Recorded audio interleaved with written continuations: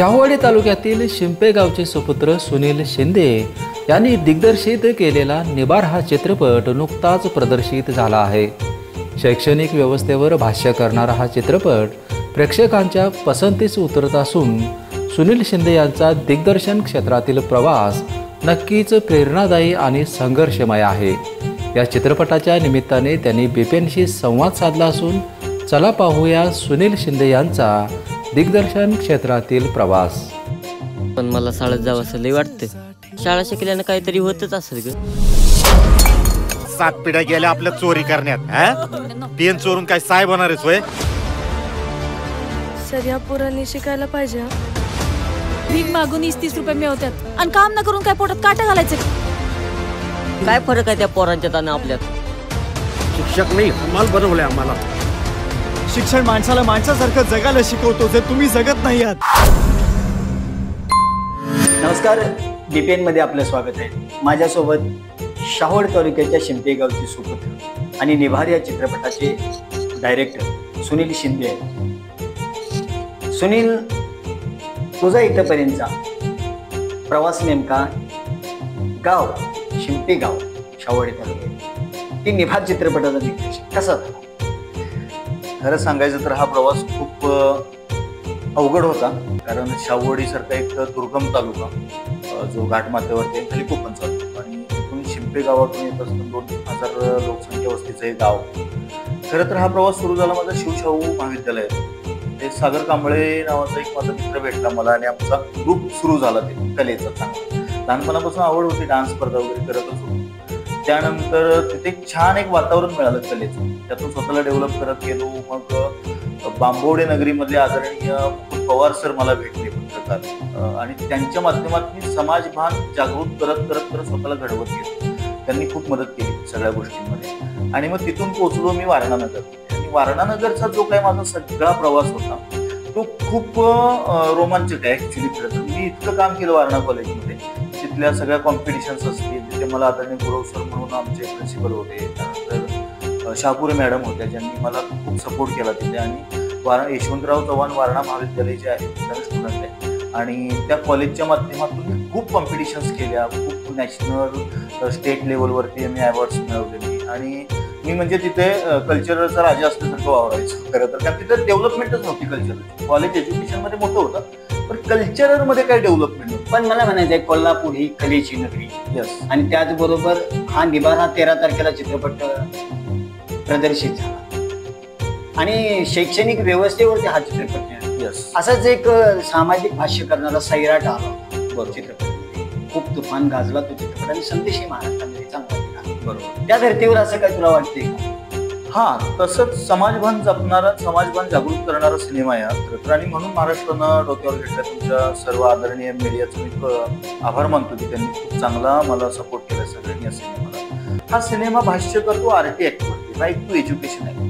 Basically मी MBA MA BEd असताना पोरग आहे आणि BEd करत असताना सर मला या आरटी ऍक्टचा अभ्यास झाला आणि तो अभ्यास करत असताना लक्षात आलं की ऍक्च्युली हा ऍक्ट लोकांना अजून इतका माहिती नाहीये।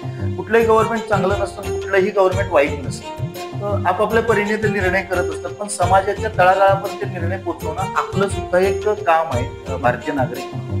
तर ते करण्याचा मी प्रयत्न केलेला आहे आणि या माध्यमातून आर्टिस्ट चांगल्या पद्धतीने लोकांपर्यंत समजेल अशी आशा आहे मला। नाही, पण आता महाराष्ट्रावर कसा प्रतिसाद मिळतोय?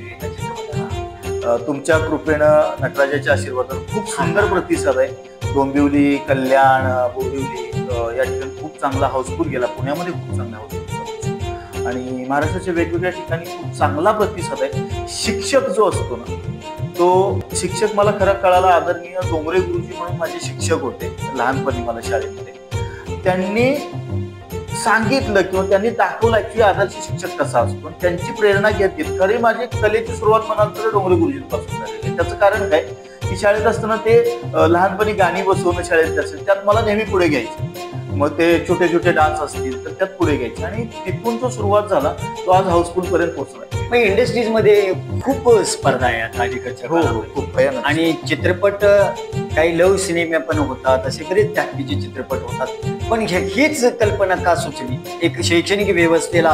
हे शैक्षणिक व्यवस्थेला म्हणजे सर आदरणीय महामानव डॉक्टर बाबासाहेब आंबेडकर, त्यानंतर राजश्री शाहू महाराज असतील, आदरणीय महात्मा फुले असतील आणि आदरणीय छत्रपती शिवाजी महाराज असतील, यांनी जो संदेश दिलाय ना खऱ्या अर्थाने की माणसाने पहिलं शिकलं पाहिजे. म्हणजे छत्रपती शिवाजी महाराज पण पहिले युद्धकला शिकले, मग स्वराज्य घडवलं. शिक्षण हे इम्पॉर्टंट आहे. शिक्षण हे वाघिणीचं दूध आहे. महामानवांनी आपल्याला सांगितलेलं आहे आदरणीय बाबासाहेबांनी.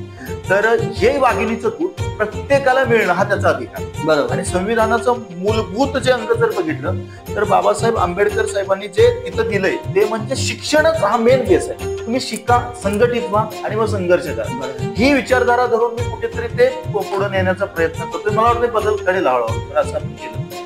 मग या चित्रपटाला कसा महाराष्ट्रभर प्रतिसाद मिळाला आहे?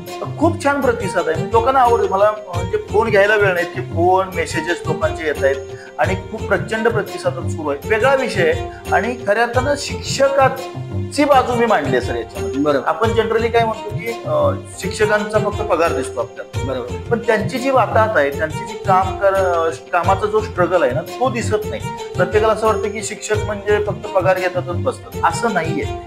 मग असे दिग्गज कलाकार कोण आहेत त्या चित्रपटामध्ये? यामध्ये आदरणीय शशांक शेंडे सर आहेत, आदरणीय देविका मॅडम आहेत, देविका दत्तरजी, त्यानंतर आदरणीय सायली संजीव मॅडम आहेत, आदरणीय शशांक केतकर साहेब आहेत आणि महाराष्ट्राचे पहिले असे अभिनेते जे ऑस्कर पर्यंत पोहोचले ते म्हणजे माझे गुरु, ज्यांनी मला घडवलं, ज्यांनी या लाईन मध्ये मला आणलं, ते आदरणीय अरुणजी नलावडे सर आहेत, ज्यांच्यामुळे मी इथे आणि अफलातून कामं केले. त्या लोकांनी खूप सपोर्ट केला मला. मग चित्रपटाचं हे चित्रीकरण जे आहे कुठल्या परिसरात केलं? हे सगळं चित्रीकरण सर कोल्हापूर परिसरात. कारण मी मूळचा कोल्हापूरचा आहे, त्यामुळे मला कोल्हापूरचा प्रचंड अभिमान आहे. आणि दुसरी गोष्ट की कोल्हापूर ही चित्रपटांची जननी आहे. कोल्हापुरातून सुरुवात झाली. आता मला कोल्हापुरातच काम करायचंय. आता माझा येणारा सुताड असेल, रापूस असेल, जवळजवळ मॅरिड असेल, 3 लागोपाठ चालू आहेत माझ्या कामाची. हे तिन्ही पिक्चर मी कोल्हापूरला करतो. नाही पण हे सुताड, रापूस आणि त्यानंतर आता ही निबार, ही कशी काही नावं तुम्हाला सुचतात?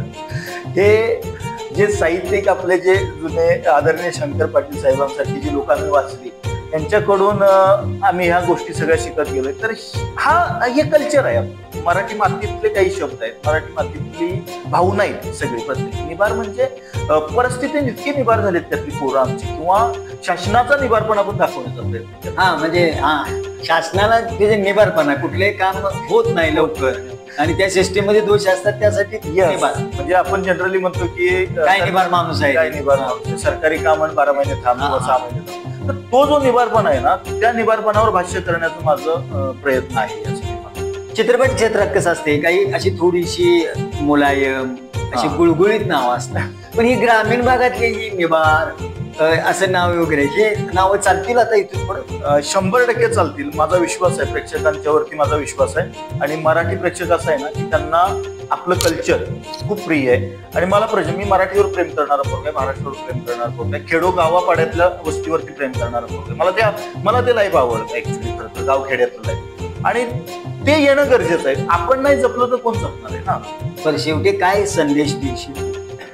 मी संदेश सगळ्यांना असा देईल. खरं संदेश देण्यात मी मोठा नाहीये, पण सांगू शकतो मी यातून की 20 वर्षाची माझी जर्नी निबारपर्यंत पोहोचण्याची. आज जे निबारचं यश दिसते त्यात म्हणजे तुमच्या सगळ्यांचा वाटा आहे, हे माझं नाहीये. त्यामध्ये आदरणीय तुम्ही पत्रकार सर असाल, सगळे आदरणीय सगळे म्हणजे समाज बांधव जे असतील अख्ख्या महाराष्ट्रातले, ते प्रत्येक माझ्या मित्राचा, प्रत्येक माझ्या घरातल्या माणसाचा, प्रत्येक समाजातल्या माणसाचा, महाराष्ट्रातील प्रत्येक माणसाचं हे यश आहे. आणि हे यश बघताना मला छान वाटते.